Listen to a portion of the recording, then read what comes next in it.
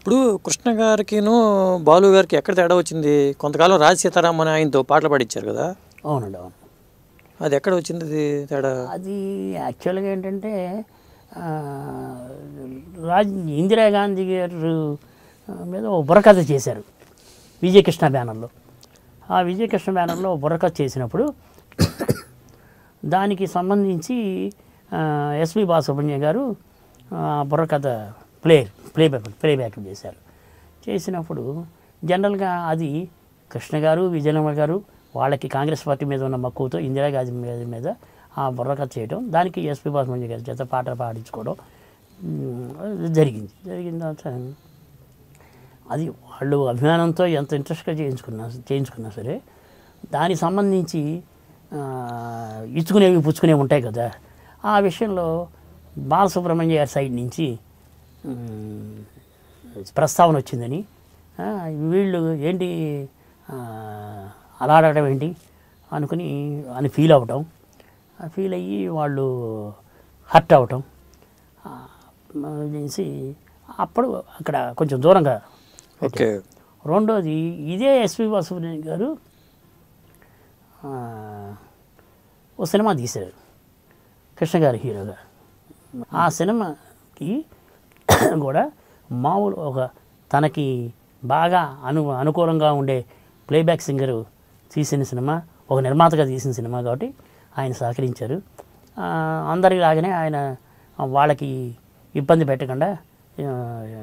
పడకుండా అన్ని విధాలా సహకరించినప్పుడు సహజంగానే వాళ్ళు పేమెంట్స్ విషయంలో కానీ క్లారిఫికేషన్స్లో కానీ ఇచ్చిపుచ్చుకునేవి కొంచెం నిదానంగా జరిగేవి, కొంచెం సరైన టైంకి జరిగేవి కూడా కొన్ని ఉంటాయి.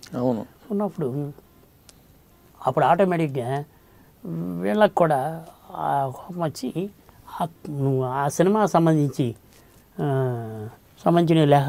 అవి కూడా లెక్కలు బయటికి దిగి అప్పుడు మనం కూర్చొని మాట్లాడుకుందాం అని ఒక పాత బకాయిలు వచ్చి ఉంటాయి చిన్న చిన్నవి.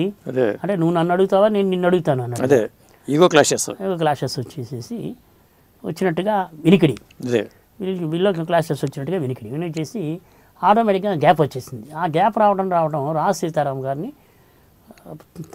ఎంకరేజ్ చేసి ఆ రాజ్ సీతారాం గారి సింగర్గా చాలా చిత్రాల పాటలు పాడడం జరిగింది. విచిత్రం ఏంటంటే కృష్ణ గారి ఇండస్ట్రీకి వచ్చిన తర్వాత ఎస్పి బాలసుబ్రహ్మణ్యం గారు కృష్ణ గారి పాటలకి గొంతు బాగా కలుస్తుంది అని ఆయనకి ముద్రపడిపోయి ఆయన చాలా సినిమాలు మధురమైన పాటలు పాడి మంచి హిట్స్ ఉన్నప్పటికీ ఈవెందో రాజ్ సీతారాం గారు ఉన్న తక్కువ కాలంలోనే ఒక ఖైదీ హృదయ కావచ్చు, ఓ సింహాసనం కావచ్చు, ఒక నా పిలిపే ప్రభంజనం కావచ్చు, కొన్ని చిత్రాలు వచ్చినాయి. కరెక్ట్, అసలు మామూలు హిట్ కాదు. మ్యూజిక్ ఆకాశంలో ఒక తార, సింహాసనం, ఖైదీ హృదయల పాట. ఇప్పుడు అదే బాలసుబ్రహ్మణ్యం గారు ఉంటే ఇంకా ఊపు వచ్చి ఉండేదేమో, తర్వాత సంగతి అది.